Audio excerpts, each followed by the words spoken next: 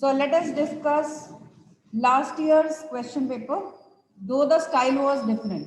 ठीक है, उसमें कोई असर्शन रीजन और केस स्टडी टाइप क्वेश्चन नहीं थे उसमें. ठीक है, तो इसलिए वो नहीं है. ये लास्ट ईयर का हमारा पेपर है, थोड़ा इजी था ये. फर्स्ट क्वेश्चन है,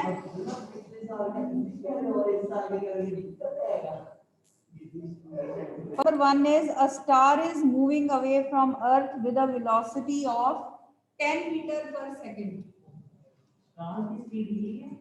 ये डॉपलर इफेक्ट पे है क्वेश्चन, वो आपका डिलीट हो गया. देखो कितना एडवांटेज है आपको ये क्वेश्चन. सेकंड क्वेश्चन है, the length of seconds pendulum is approximately. देखो कितना सिंपल है, बताओ. The length of seconds pendulum is approximately, options are 99.4 centimeter, 2 meter, 1.67 meter, none of these. Length of a seconds pendulum. चलो बताओ. How much is the length of seconds pendulum? क्या होता है seconds pendulum? हाँ, जिसका time period है simple pendulum, whose time period is 2 seconds. चलो फिर बताओ लेंथ कितनी हमने निकाली थी. Using the formula for time period of simple pendulum. So when we put t equal to 2 second here, b equal to 9.8 here, तो length हमारी 99.3 आ रही है, approximately 1 meter आ रही है. तो ये ऑप्शन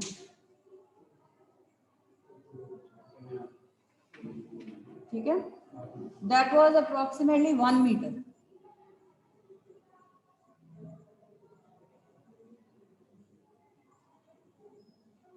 ठीक है. Third question is, which of the following temperatures is the lowest. इनमें से कौन सा लोएस्ट है.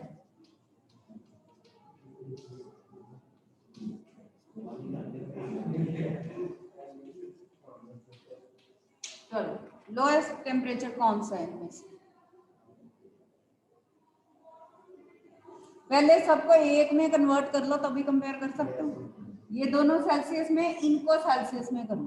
क्वेश्चन इज कि इनको सेल्सियस में कैसे करो.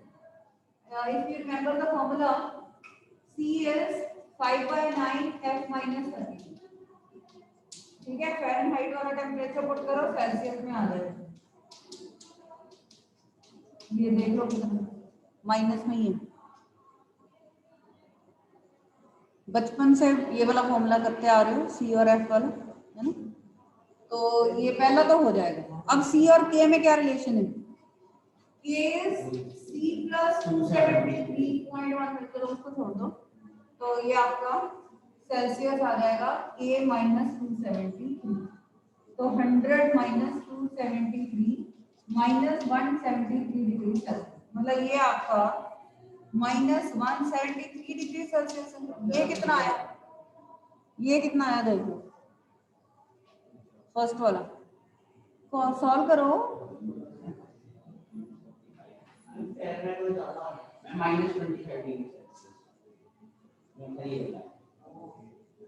-25. तो ये आपका हो गया -25 डिग्री. अब तो कंपेयर करना बहुत इजी. लोएस्ट कौन सा है, ये हो गया लोएस्ट टेम्परेचर, फिर ये हो गया. ठीक है, चलिए नेक्स्ट है, in the following PV curve, in the following PV curve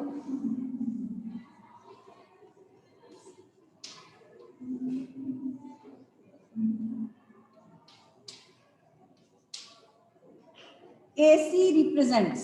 AC क्या रिप्रेजेंट कर रही है. Options are adiabatic compression, isothermal expansion, adiabatic expansion और आइसोथर्मल कंप्रेशन.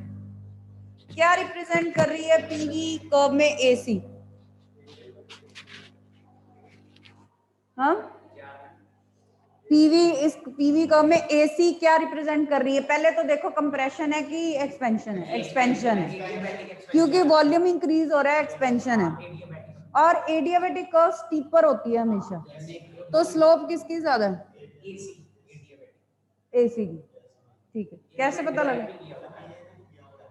ये हाँ हमने डिराइव किया हुआ है कि show that adiabatic curve is steeper than isothermal, ये पूरा आर्टिकल किया हुआ, ठीक है। स्लोप किसकी ज्यादा कैसे पता चलेगा? आप यहाँ पे बैठ के सपोज स्लाइड कर रहे हो, ठीक है, किधर आप बहुत स्पीड से स्लाइड करोगे, इधर की इधर, इधर, तो इसकी स्लोप ग्रेटर, ठीक है। और एडियाबैटिक कर्व हमेशा स्टीपर होती है, उसकी स्लोप ज्यादा होती है, इसका मतलब AC is representing adiabatic expansion, so C option is correct, it represents adiabatic expansion. और AB क्या रिप्रेजेंट कर रही है? Isothermal expansion. AB is representing isothermal expansion then. Question number 5, very simple. Excess pressure inside a soap bubble is? हाँ, options हैं P is 2T/R, T/2R, 4T/R, T/4R, 4T/R, soap bubble का double होता है। चलो 6 है, the escape velocity for a body projected vertically upwards from the surface of earth is 11.2 kilometre पर second. ये पता है आपको escape velocity? If the body is projected at an angle of theta 45 degree with the vertical, what will be escape velocity? Options are 11.2 kilometer per second, 11 over under root 2 kilometer per second, 11 into root 2 kilometer per second, and 22 kilometer per second. Escape velocity पहले दी हुई है, उन्होंने कहा vertically हम upward throw करते हैं तो escape velocity इतनी है। अब वो कहते हैं कि बॉडी को 45 डिग्री के एंगल पे थ्रो करते हैं, अब एस्केप वेलोसिटी कितनी? अब उस ऑब्जेक्ट को 45 डिग्री पे थ्रो कर रहे हैं, तो how much is escape velocity? वो कैसे? ऑप्शंस हैं, एक तो सेम है, दूसरी डिवाइडेड बाय रूट 2, तीसरी है मल्टीप्लाइड बाय दिस, चौथी है ये। हाँ, it will remain the same, क्योंकि एस्केप वेलोसिटी की डेफिनेशन ये है कि हम वर्टिकली अपवर्ड ही थ्रो करते हैं, हम वर्टिकली अपवर्ड ही उसको थ्रो करते हैं, एंगल के ऊपर डिपेंड नहीं करती है। अगर हम किसी और एंगल पे थ्रो कर रहे हैं वो एक प्रोजेक्टाइल है, ठीक है, वो तो एक प्रोजेक्टाइल होगी, ये एस्केप वेलोसिटी है, वो वर्टिकली अपवर्ड के लिए ही होगी, तो वो सेम रहेगा 11.2, वो एंगल पे डिपेंड है। वो तो प्रोजेक्टाइल हो गई ना, प्रोजेक्टाइल सैटेलाइट के केस में एप्लीकेबल है। Satellites are a sort of projectiles that are thrown with some orbital velocity, तो वो सैटेलाइट बन जाती है। इसमें एस्केप वेलोसिटी में ऐसा कोई एंगल का कॉन्सेप्ट नहीं है। चलिए 7th है, the angular velocity of a planet decreases when it, options are moves away from the sun, comes near to the sun, remains in the same orbit, or D is none. Angular velocity कब decrease होती है planet की? जब ये सन के towards आता है, moves away, या remain same.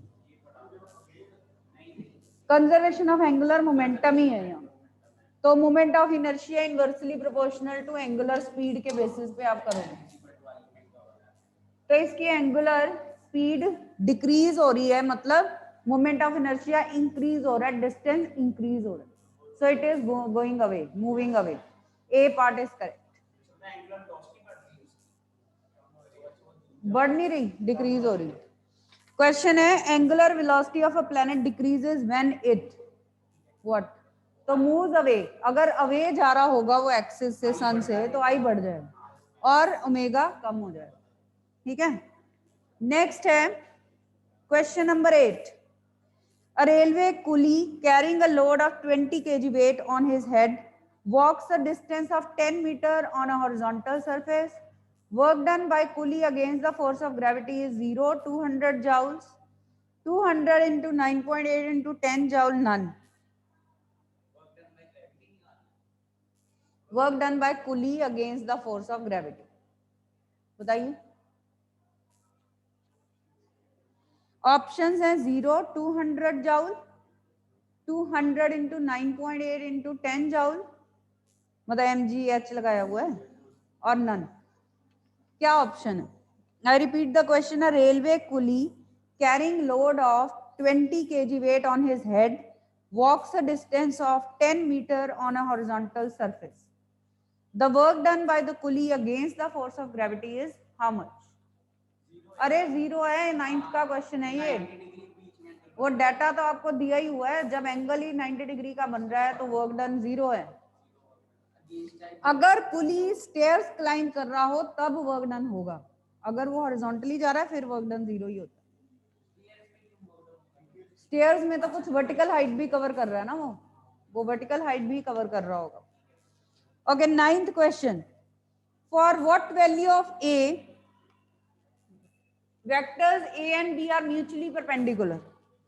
Vector a is given 5i cap plus 7j cap minus 3k cap, and vector b is 2i cap 2j cap minus ak cap. So for what value of a these two vectors are mutually perpendicular? कब होते हैं दो vectors perpendicular? हाँ, जब उनका dot product zero होता है। और पैरेलल कब होते हैं? जब उनका क्रॉस प्रोडक्ट जीरो होता है, डिटर्मिनेंट वाला। यहाँ पे इनका डॉट प्रोडक्ट जीरो होगा, that means they are mutually perpendicular. Vector A is perpendicular to B if dot product is zero. अब डॉट प्रोडक्ट कैसे निकालते हैं? Multiply I components plus J components plus K component, ठीक है? तो 5 into 2 प्लस 7 into 2 प्लस -3 इंटू -8, ये हो गया इनका डॉट प्रोडक्ट। वो स्केलर होता है इसलिए बीच में वेक्टर नहीं आएगा, सिर्फ कोफिशिएंट्स को मल्टीप्लाई करते हैं, ठीक है? So this becomes 10 plus 14 plus 3a equal to 0।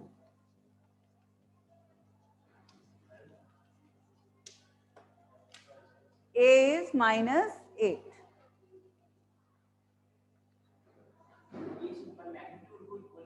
Options दी हुई हैं 4, 6, 8, नन 8। ओ चलो प्लस है, मैग्नीट्यूड पूछा होगा। आंसर तो -8 है, नन आएगा वैसे, क्योंकि -8 है। ये कौन सा हम कोई वेक्टर एक्सप्रेस कर रहे हैं, तो पूरा का पूरा आंसर ऐसा आना चाहिए। तो इसमें फिर 8 दिया हुआ है, -8 आंसर आ रहा है, तो नन लिखोगे। चलो, आपको एमसीक्यू तो आना ही नहीं है, अब पैटर्न चेंज हो गया ना। Last time there were MCQ, इस बार तो 1 वर्ड आंसर्स हैं, मतलब कि आपको खुद ही मन मार के आंसर्स खुद ही ढूंढने हैं, कोई ऑप्शंस नहीं है इस बार। चलिए, 10th क्वेश्चन है, dimensional formula for angular momentum लिखिए। ऑप्शंस दी हुई हैं, चलो आप ये तो ऐसे ही बता सकते हो। What is the dimensional formula for angular momentum? पहले मुझे सिंपल फॉर्मूला बताइए, खरपरना डायमेंशनल फॉर्मूला, सिंपल फॉर्मूला क्या है एंगुलर मोमेंटम का, बताओ। हाँ, सिंबल क्या है इसका?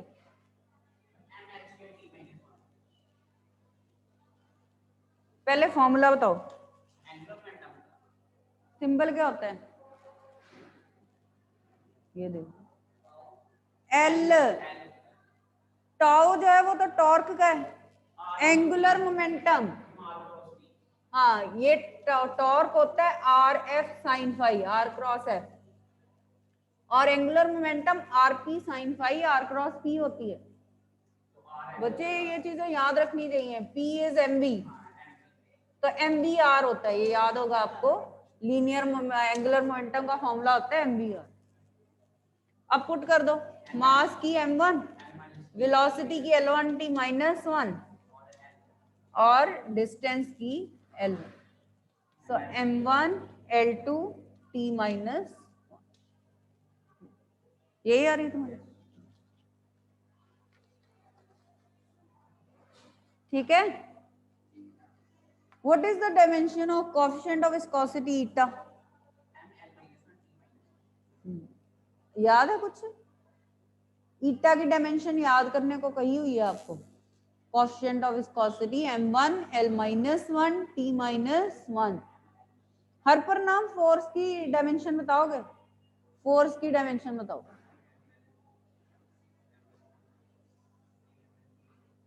m ऊंची बोलो ml स्क्वायर T1। तुम बताओ फोर्स की डायमेंशन बताओ। Very good. m1 L1 T-2। अरे फोर्स की डायमेंशन तो याद कर लो भाई।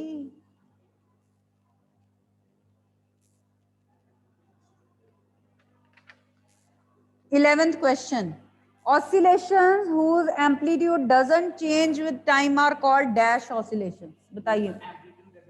तुम चुप करो 1 मिनट। हाँ जी आप बताओ अभिषेक। पहले इनसे भी पूछे। बताओ आप माइंड में सोच के रखो। पहले इनसे पूछ के फिर आपसे। Question is oscillations whose amplitude does not change with time are called dash oscillations। सक्षम हर प्रणाम। चलो अब बताओ। हाँ undamped oscillation. It's a type of natural or free oscillations, undamped oscillations, जिनका एम्पलीट्यूड टाइम के साथ चेंज नहीं होता, एनर्जी जो है वो डिक्रीज नहीं होती टाइम के साथ, वो अनडैम्ड है। हाँ और जिनकी होती है उनको डैम्ड बोलते हैं because of resistance of the circuit. Next है nodes are the positions of dash displacement. Nodes are the positions of dash displacement. कल अभी हम ऑर्गन पाइप्स कर रहे थे, स्टैंडिंग वेव्स कर रहे थे। हाँ zero displacement. Nodes are the positions of zero displacement. Nodes वही वाले पॉइंट्स है ना जहाँ पे डिस्प्लेसमेंट मिनिमम है, मिनिमम भी लिख सकते हो आप। और एंटी नोड्स है जो मैक्सिमम डिस्प्लेसमेंट की पोजीशन है। The amount of heat required to raise the temperature of 1 gram of substance to 1 degree Celsius is called its dash। ये 9th का क्वेश्चन है। Amount of heat required to raise the temperature of 1 gram of a substance through 1 degree Celsius। Specific heat है ये। Latent heat तो वो होती है ना that changes its temperature, that changes its state without any change in temperature। ठीक है। Next है apparent weight of a body is dash than actual weight if it accelerates downwards। हाँ जी इधर आप लोग बताओ, रेज हैंड। हाँ जी raise hand those know the answer. Question is apparent weight of a body is dash than actual weight if it accelerates downwards। heavier more than है कि less than? less than। very good। less than। अरे ये तो वही है ना lift वाला case है। अगर लिफ्ट डाउनवर्ड एक्सेलरेट कर रही है, डाउनवर्ड एक्सेलरेट कर रही है, there is a mass kept here and this is its real weight, this is its apparent weight, normal reaction is the apparent weight। तो let's write the net force in the direction of acceleration। कैसे लिखेंगे? mg minus r is equal to ma। net force ma, ठीक है। तो यहां से r आ जाता है mg minus ma। mg minus है तो it is less than real weight. Real weight में से कुछ माइनस हो रहा है तो body will feel lighter and its apparent weight will be less than real weight. और अगर अपवर्ड एक्सेलरेट करती है तो रिवर्स हो जाता है, यहाँ प्लस आ जाता है, हैवियर हो जाता है।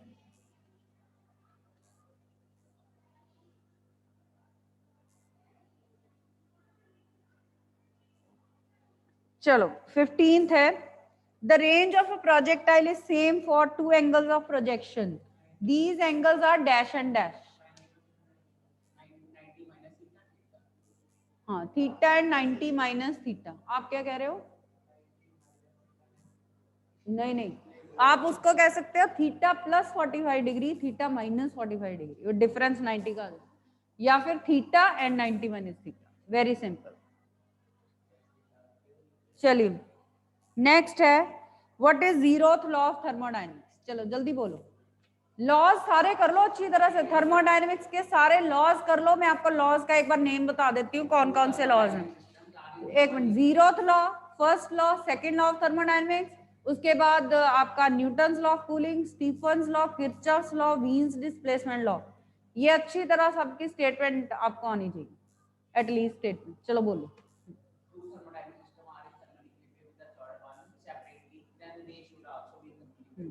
यस, तो ये जीरोथ लॉ ऑफ थर्मोडायनेमिक्स था। If two thermodynamic systems A and B are in thermal equilibrium with the third thermodynamic system C, then they must be in thermal equilibrium with each other also.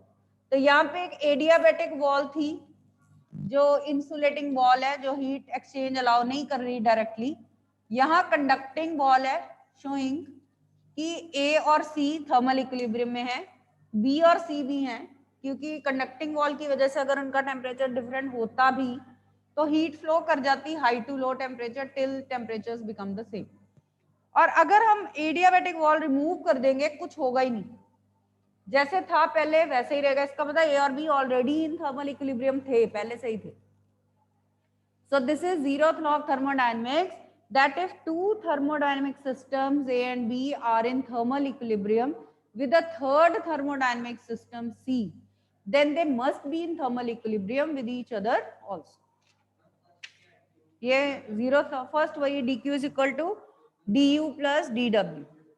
Second law जो है वो refrigerator वाला है, आप उससे याद रख सकते हो कि इट इज एक तो ये है कि impossible for a self acting machine unaided by an external agency to transfer heat from body at a low temperature to body at a higher temperature, जैसे फ्रिज में होता है रेफ्रिजरेटर।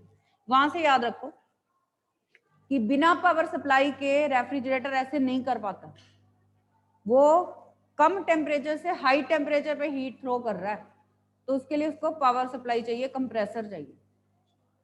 ये है मतलब उसका लिटरल मीनिंग तो यही है। दूसरा ये है कि अगर हम एक बॉडी से यूजफुल वर्क ऑब्टेन करना चाहते हैं तो there must be at least another body having temperature less than that. एक सिंक जरूर होना चाहिए, उससे कम टेम्परेचर वाली एक बॉडी जरूर एग्जिस्ट करनी चाहिए। ठीक है,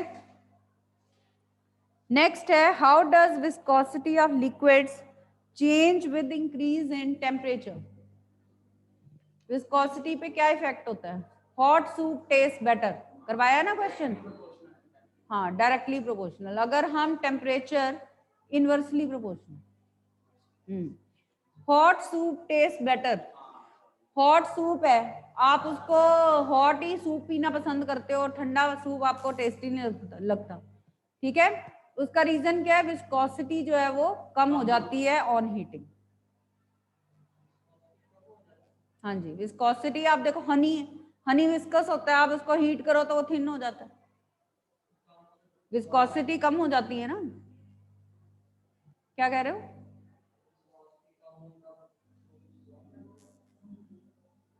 अगर वो स्प्रेड हो, उसमें सरफेस टेंशन का भी आ जाएगा सूप वाले केस में।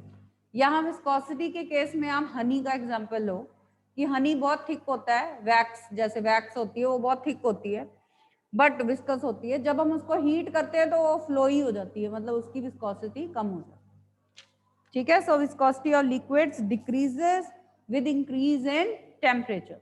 18th है a bus weighing 900 kg is at rest on the bus stand, what is the linear momentum of the bus। ये तो बिल्कुल सिंपल है, आपका मोमेंटम जीरो होगा। अगर बॉडी रेस्ट पे है तो मोमेंटम जीरो होगी। What do you mean by an orthogonal unit vector? Orthogonal unit vector क्या होता है? मैंने तो सोचा था आप कहोगे बहुत इजी क्वेश्चन है।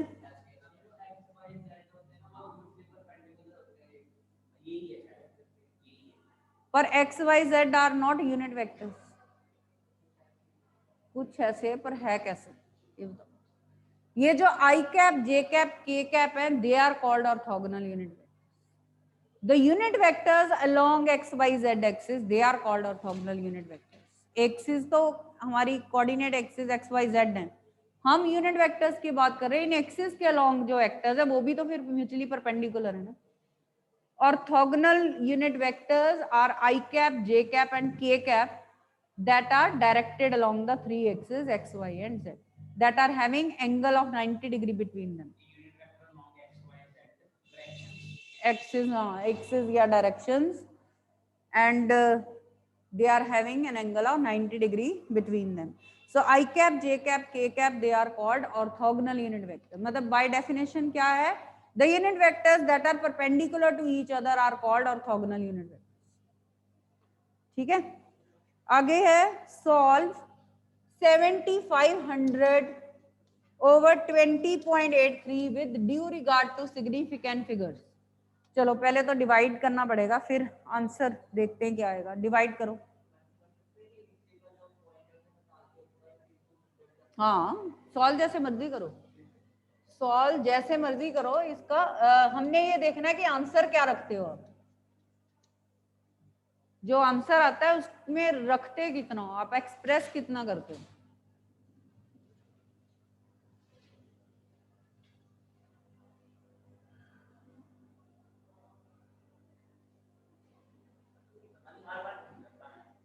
क्या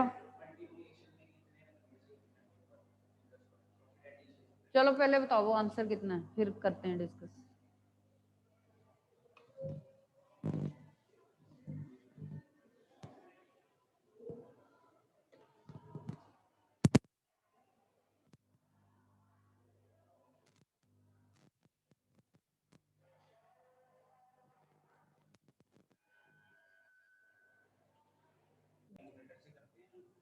हाँ तभी पूछ रही है इसका क्या आता है, डिवाइड करके बताइए क्या आता है, कितना आ रहा है। ये आएगा 360 पॉइंट, आगे बताओ क्या है, आगे बताओ क्या है।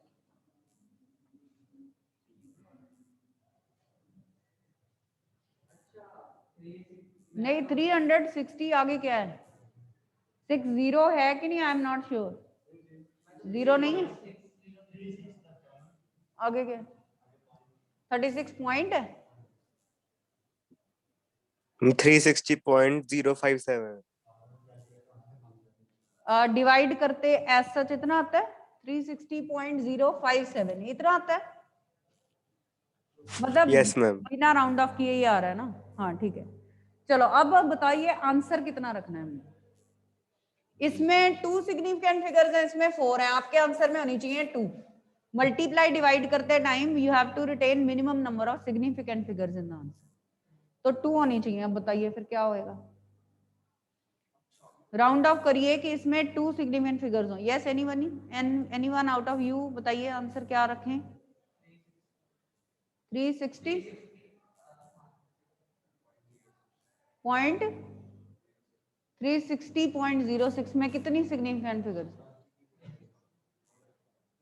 36। आप क्या कहते हो, आप क्या कहते हो 360.0, उसमें तो 4 सिग्निफिकेंट फिगर्स है, हमें चाहिए 2। 336 वो कौन, 360 हम 36 क्यों नहीं सोच रहे। अच्छा वैसे कि आप नहीं सोच रहे, क्योंकि 360 को 36 लिखना तो गलत बात है ना। 36 में भी 2 है, हाँ 360 में भी 2 है, पीछे वाली 0 तो काउंट ही नहीं होनी। हाँ हाँ वैसे ये सेम क्वेश्चन क्लास में कर चुके हैं, तो 36 है इसका।